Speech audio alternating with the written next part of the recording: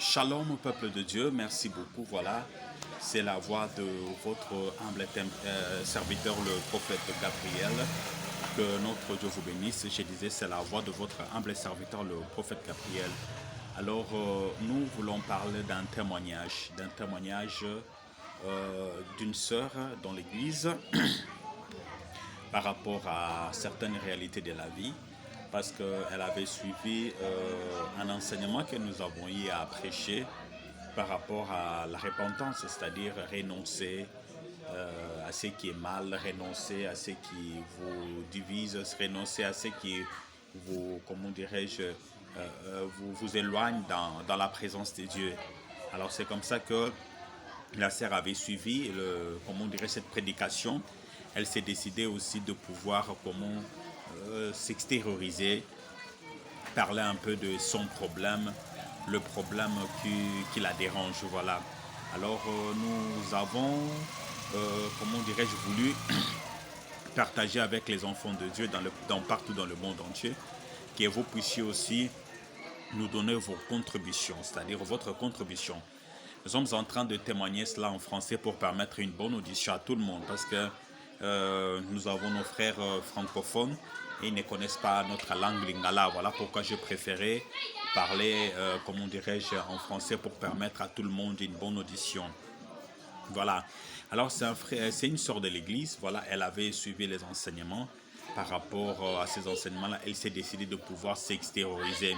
Mais quand elle est venue auprès de moi, je me réserve de pouvoir citer son nom.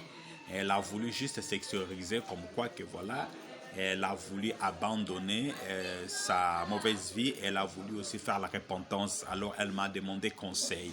Alors j'aimerais partager avec vous cette histoire. Alors vous allez aussi nous aider. Vous allez nous aider par rapport à vos conseils. Et c'est comme ça que nous allons faire un effort pour essayer d'aider la sœur parce qu'elle nous attend. Voilà. Alors nous disons ceci que la sœur, elle est de notre église, parce que si je cite les noms directement, alors on pourra facilement localiser la personne. Je me réserve de citer les noms. Mais son histoire est comme ceci.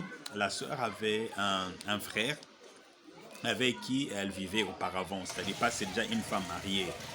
Alors, qu'est-ce qui s'est passé? Ces frères-là, c'était la première personne à connaître la sœur, c'est-à-dire à la connaître, voilà. Donc, c'était son premier amour, son premier homme.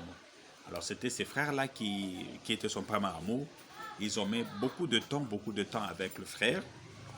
Et à un moment donné, le frère, ses parents l'ont envoyé à l'extérieur du pays pour aller étudier. Alors le frère était parti, c'était en Australie, il est parti pour faire ses études. Alors le frère est devenu médecin là-bas en Australie, mais la sœur était restée ici sur Kinshasa. Alors quand la sœur est restée sur Kinshasa, elle a fait une connaissance, c'est-à-dire avec un autre monsieur. Alors ils ont évolué avec les messieurs jusqu'à ce qu'ils se sont décidés de pouvoir se marier et vivre ensemble pour le meilleur et pour le pur. Alors ils ont eu des enfants. Ils ont eu des enfants dans leur union. Alors, la sœur, tout en étant un jour devant son ordinateur, sur Facebook, voilà pourquoi je suis en train de donner conseil à tous nos frères et sœurs. Vous savez, le Facebook, c'est bien, ça nous permet de pouvoir échanger, mais il faut savoir utiliser les Facebook comme étant des enfants de Dieu. On ne peut pas utiliser les Facebook pour permettre de faire de n'importe quoi sur Facebook. Non, ça, ce n'est pas bon. Alors, si vous êtes enfant de Dieu, vous êtes sur Facebook, il faut savoir quoi faire sur Facebook. Alors, la sœur a juste, comment on dirait, cherché sur recherche. Elle est allée sur recherche pour chercher le nom de la personne. Alors, quand elle a cherché le nom de la personne, Kabouya, voilà, elle a cherché le nom de la personne, elle a retrouvé la personne. Elle a fait une demande d'amis et la personne avait accepté. Et ils ont commencé à échanger avec la personne, son ex. Alors, déjà chez elle à la maison, elle avait déjà des enfants avec ces messieurs-là. Alors, le fait de pouvoir échanger avec la personne, jusqu'à ce qu'ils ont gardé contact à l'insu de son mari. Alors, moi, j'ai toujours, auparavant, j'ai condamné le frère et sœur, le frère, par exemple, qui disait non au Facebook chez la femme, dire non, ce n'est pas bon pour une femme. Vous savez, la conscience, avant tout, la conscience. Si vous avez votre conscience pure et que vous savez qu'est-ce que vous faites sur Facebook, là, il n'y a pas de problème. Il n'y a pas de problème. Mais si vous entrez pour faire de n'importe quoi, c'est là où se trouve le problème. Voyez-vous, les réseaux sociaux nous aident à pouvoir communiquer, comme je suis en train de parler, ça vous aide à pouvoir m'entendre. Mais si vous entrez là-bas pour faire de n'importe quoi, voir les histoires pornographiques qui ne cadrent pas avec la parole de Dieu, c'est là où le problème surgit. Alors, qu'est-ce qui s'est passé? Suivez-moi très attentivement. Ils ont commencé à échanger avec l'homme. L'homme s'est décidé, quand elle a fini ses études là-bas, elle s'est décidé de pouvoir rentrer sur Kinshasa. L'homme est rentré sur Kinshasa et après quelques temps, ils ont commencé à se fréquenter à l'insu de son mari. C'est comme toi, ma soeur, c'est comme toi, mon frère, tu as ton homme. Mais des fois, tu as encore une relation ailleurs. Ce n'est pas bon. Vous verrez, dans la plupart de beaucoup de gens, il a un portable, par exemple, comme ceci. Et sur son portable, il a mis plein de codes. Alors, on se pose la question, pourquoi tu as une femme mariée? Pourquoi tu as un homme marié? Tu dois avoir des codes dans ton téléphone. C'est-à-dire, pour arriver dans ton clavier, là, il faut plus ou moins 3 codes. Pourquoi? C'est comme je connais une soeur qui m'a dit, papa, moi, mon mari, donc même ici, il se lave. Dès que le téléphone sonne, il peut sortir comme ça avec les savons. Il a mis juste son essuie, mais il court vite pour venir prendre le téléphone. Je dis que non, je peux prendre. Non, ne touchez pas. Mais je conçois très mal un homme marié qui ne veut pas que sa femme touche son téléphone. Une femme mariée qui ne veut pas que son homme touche le téléphone. Déjà, quand vous voyez ce genre de choses, il faut vous dire que non, il y a un problème. Il y a vraiment un problème. Suivez très bien. Alors, qu'est-ce qui s'est passé? Quand la sœur a commencé à fréquenter les frères, tout en étant mariée, mère de 2 enfants, cette sœur-là est tombée enceinte de son ex. Son ex, le premier monsieur de sa vie. Parce qu'ils se sont dit que c'est vraiment difficile qu'on puisse se séparer tout ça là. Tout en étant déjà mariée, elle est tombée enceinte de son ex. La femme de la maison, l'homme de la maison, quand il a vu ça, il a cru que non. Voilà, c'est la grossesse, c'est ma grossesse à moi. Oh, il ne savait pas que la grossesse ne lui appartenait pas. C'était la grossesse d'une autre personne. Et la femme prenait l'argent de l'homme à l'extérieur. Elle prenait l'argent de son homme légal, son mari légal. C'est-à-dire, je vais donner un conseil aux femmes aussi. Faites très attention. Vous avez failli une relation passée et maintenant vous avez décidé de pouvoir vous marier avec un homme. C'est-à-dire, oubliez le passé, concentrez-vous sur le présent. Une femme mariée ne peut pas prendre l'argent d'un autre monsieur. Voyez-vous, amener ça dans sa maison, c'est une malédiction. Ça ne se fait pas.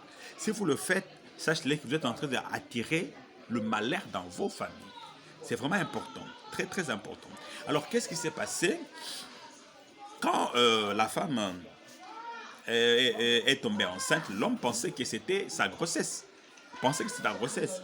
Ils ont commencé à évoluer. La femme a mis au monde et la femme a décidé non, je vais donner un nom. Et la femme a donné les noms de la maman de son copain là.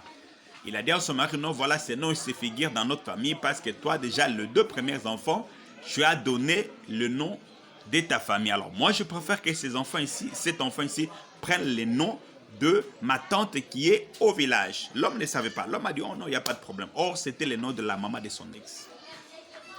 Papa, ils évoluaient. Donc, quand l'homme part au travail, la femme qui sort, c'est comment s'arranger pour aller voir un autre monsieur.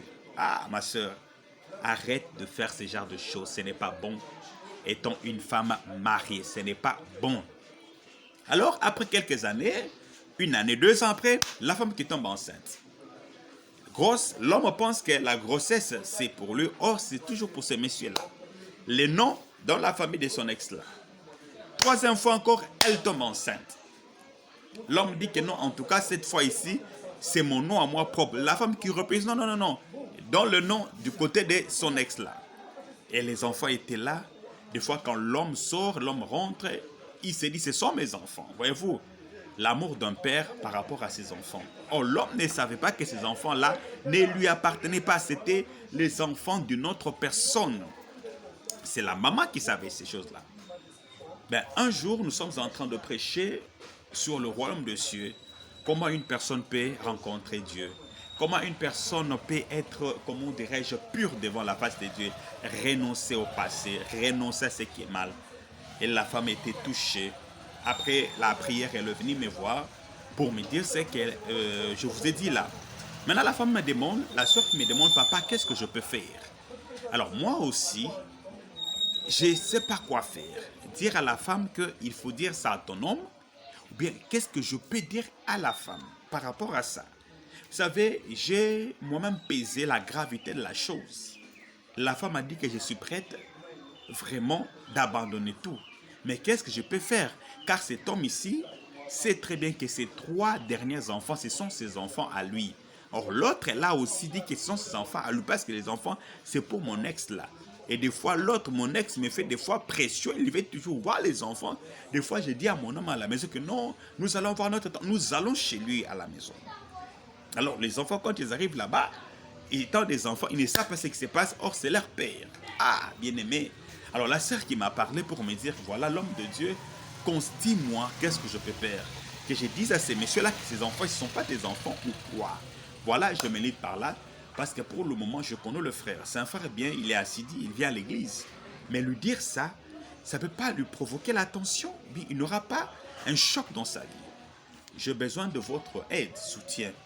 Aidez-moi s'il vous plaît. Appelez-moi ce numéro plus 243 97 68 71 071. Quand vous m'appelez, nous allons échanger avec vous. Nous allons voir qu'est-ce qu'on peut faire pour annoncer aux frères. Parce que déjà la sœur là, elle a changé son attitude. Elle m'écrit chaque fois et l'homme ne comprend pas. L'homme se plaint. Mais le vrai problème est là.